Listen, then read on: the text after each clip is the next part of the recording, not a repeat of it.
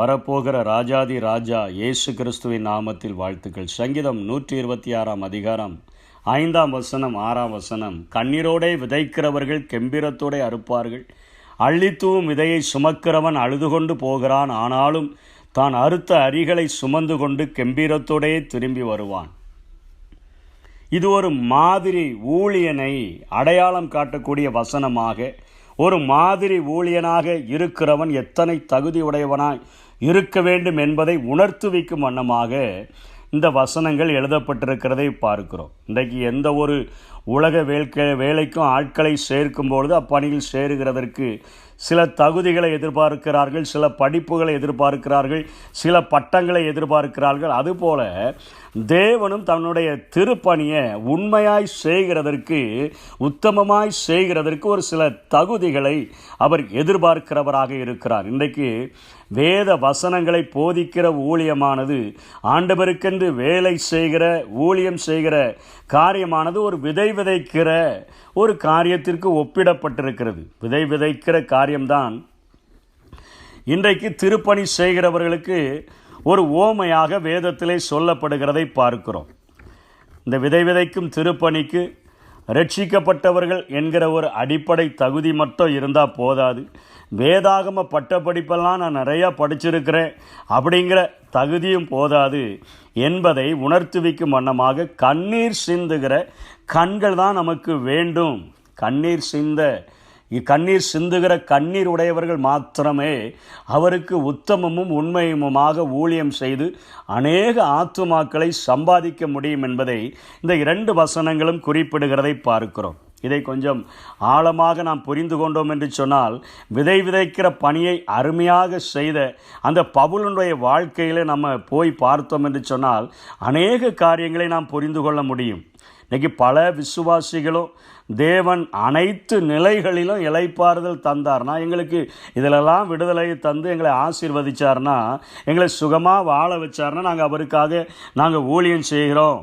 இல்லைனா ஊழிய பாதையில் எந்த ஒரு இடரலும் இல்லாமல் இருந்துச்சுன்னா, ஓகோன்னு இருந்ததுன்னா ஆண்டவர் எனக்கு திறந்த வாசலை வச்சிருக்கிறாரு, நான் ஊழியம் செய்கிறேன் என்று சொல்லுகிற ஒரு நிலைமையில் தான் நாம் இன்றைக்கு அநேக காரியங்களை பார்க்கிறோம்.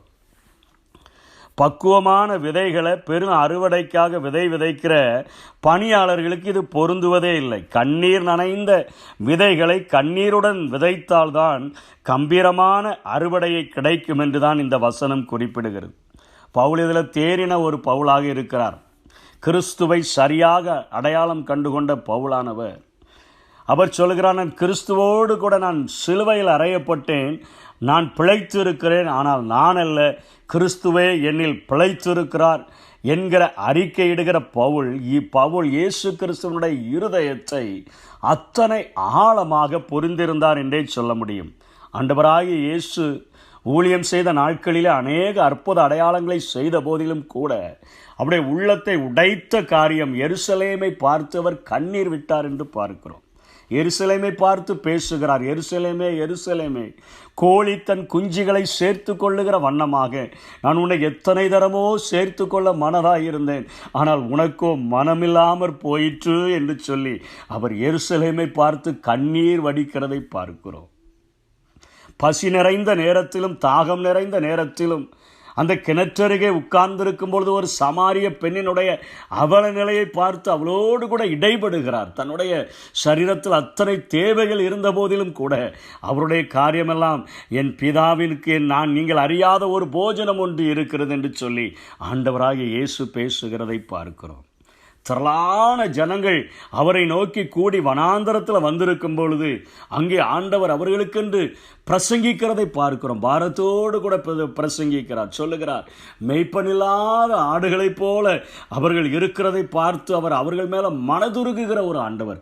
இந்த இருதயத்தை பெற்றுக்கொண்ட பவுல்தான் அப்போஸ்தலர் 19 அதிகாரம் 20 அதிகாரங்களிலே தன்னுடைய வாழ்க்கையிலிருந்து அநேக காரியங்களை எபேசு சபையிலிருந்து வந்திருந்த மூப்பர்களுக்கு அவர் வெளிப்படுத்துகிறதை பார்க்கிறோம். அப்போஸ்தலர் 20 அதிகாரம் 19 வசனத்தில் அவர் சொல்லிக் கொடுக்கிறார், நான் வெகு தாழ்மையோடும் மிகுந்த கண்ணீரோடும் யூதருடைய தீமையான யோசனைகளினால் எனக்கு நேரிட்ட சோதனைகளோடும் நான் கர்த்தரை சேவித்தேன் என்று சொல்கிறார். வெகு மனத்தாழ்மையோடும்.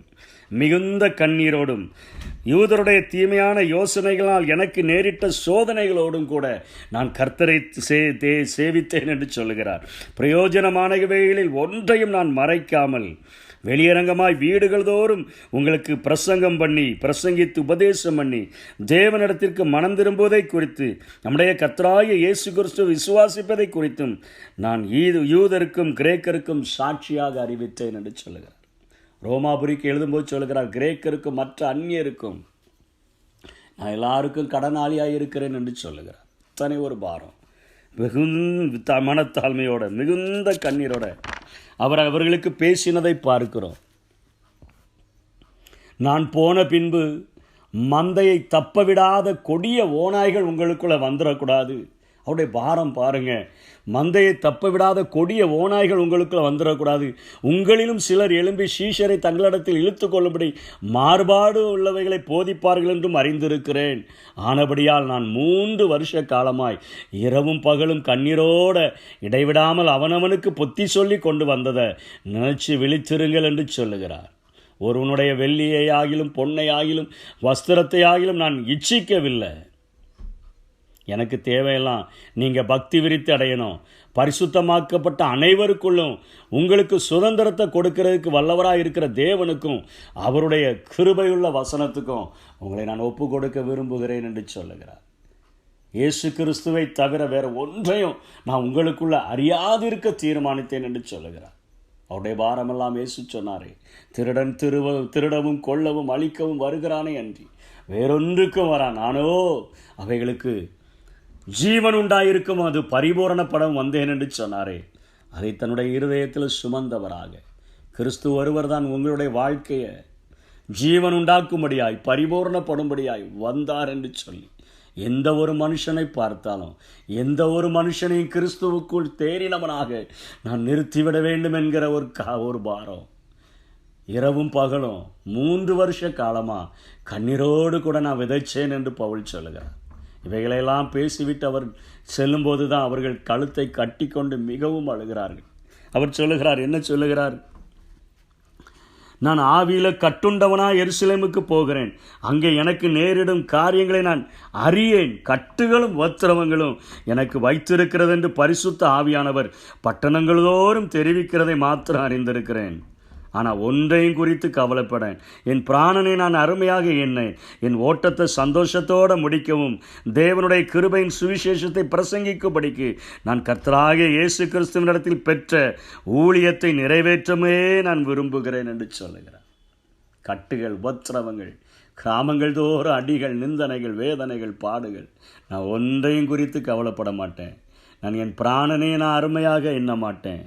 என்னுடைய கண்களின் கண்ணீரெல்லாம் இயேசு கிறிஸ்துவை தவிர வேறொன்றையும் நீங்கள் அறியாதிருக்க தீர்மானித்திருந்தேன். அவர் தான் உங்களுக்கு ஜீவன் உண்டாயிருக்கவும் உங்கள் வாழ்க்கையில் பரிபூர்ணப்படவும் வந்தார். அவரை நீங்கள் அறியணும், பரலோகம் வரணும். அந்த பாரத்தினால் நிறைந்த ஒரு மாதிரி ஊழியனாக பவுல் தன்னை வெளிப்படுத்தி இருக்கிறதை பார்க்கிறோம். இன்றைக்கி நம்முடைய வாழ்க்கையில் கண்ணீர் நிறைந்த கண்களோடு கூட ஒவ்வொரு ஆத்துமாக்களை பார்க்கும் பொழுதும், ஐயோ இவர்களுக்கு ஜீவன் உண்டாகணுமே, இந்த ஆத்துமா பரிபூரணப்படமே, இயேசுவை அறியணுமே என்கிற ஒரு பாரத்தோடு கூட நாம் ஓடினோம் என்று சொன்னால் கண்ணீரோடு விதைக்கிறவன் கெம்பீரத்தோடு கூட அறுப்பான். அவனுக்கு தான் அநேக ஆத்துமாக்களை ஆண்டவர் கொடுக்க முடியும். அநேக ஆத்துமாக்களை கொள்ளை பொருளாக நாம் பெற்றுக்கொள்ள முடியும்.